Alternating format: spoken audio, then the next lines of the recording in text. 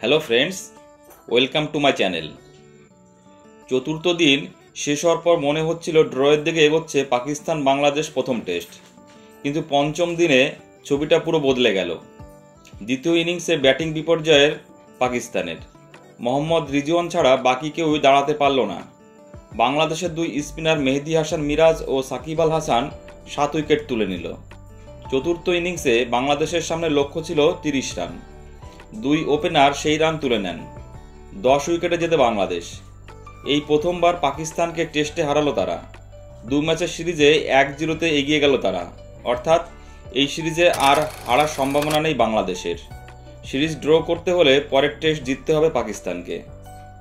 পাকিস্তানের বিরুদ্ধে এর আগে 13টি টেস্ট খেলেছিল বাংলাদেশ, 12টিতে জিতেছিল পাকিস্তান, একটি ড্র হয়েছিল। 14তম টেস্টে পাকিস্তানকে হারালো বাংলাদেশ।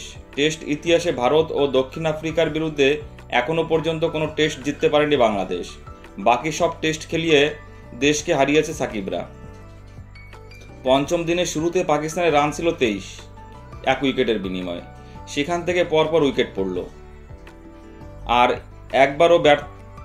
এবারও ব্যর্থ অধিনায়ক সান মাসুদ, করলেন 14 রান, ও বাবর আজম 12 রান। যত দিন যাচ্ছে তত সমালোচনা হচ্ছে বাবরের ব্যাটিং নিয়ে। রাওয়ালপিন্ডি টেস্টে সেই সমালোচনা আরও বাড়িয়ে দিল, তাতে সন্দেহ নেই। প্রথম ইনিংসে 17 রান করা সাউথ সাকিল এই ইনিংসে 0 রানে আউট হলেন। দ্বিতীয় ইনিংসে একাই লড়াই করলেন রিজওয়ান। দেখে মনে হলো তিনি অন্য পিচে খেলছেন, সঙ্গে কাউকে পেল না রিজওয়ান। একসময় মনে হচ্ছিল ইনিংস হারতে পারে পাকিস্তান। রিজওয়ান দলকে বাঁচান, অর্ধশতরান করেন তিনি। নিচের সারির ব্যাটারদের নিয়ে লড়ছিলেন রিজওয়ান, কিন্তু 51 রানের মাথায় মেহেদির বলে বোল্ড হন তিনি। আর তারপরেই শেষ হয়ে যায় পাকিস্তানের ইনিংস। মাত্র 146 রানে অল উইকেট হয়ে যায় তারা। বাংলাদেশের বিরুদ্ধে এক ইনিংসে এটি কোনো দলের সর্বনিম্ন রান। ব্যাট হাতে প্রথম ইনিংসে 77 রান করার পর বল হাতেও চমক দিল মেহেদী হাসান। 21 রান দিয়ে 4 উইকেট তুলে নেন তিনি। 44 রান দিয়ে 3 উইকেট নেন অভিজ্ঞ সাকিব আল হাসান। টেস্টে জিতে বাংলাদেশের দরকার ছিল 30 রান। বোঝা যাচ্ছিল এই ম্যাচ পাকিস্তান আর কোনোভাবেই বাঁচাতে পারবে না। 30 রান করতে বেশি সময় নেয়নি বাংলাদেশ। 6.3 ওভারে ম্যাচ জিতে যায় দুই ওপেনার।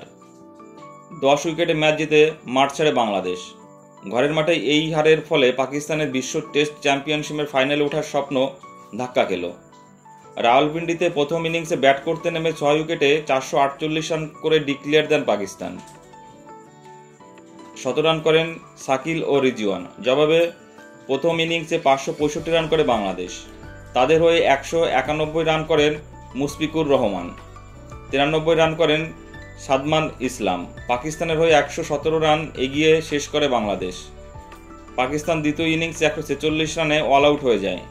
প্রথম ইনিংসের 113 ওভার ব্যাট করলেও দ্বিতীয় ইনিংসে 55.5 ওভারে ব্যাট করতে পারে তারা। ব্যাটিং ব্যর্থতার খেসারত দিতে হলো বাবরদের। বন্ধুরা, ভিডিওটি ভালো লাগলে অবশ্যই লাইক, কমেন্টস এবং শেয়ার করে দিও বন্ধুরা, আর চ্যানেলটি সাবস্ক্রাইব করে দিও। সকলে ভালো থেকো, ধন্যবাদ।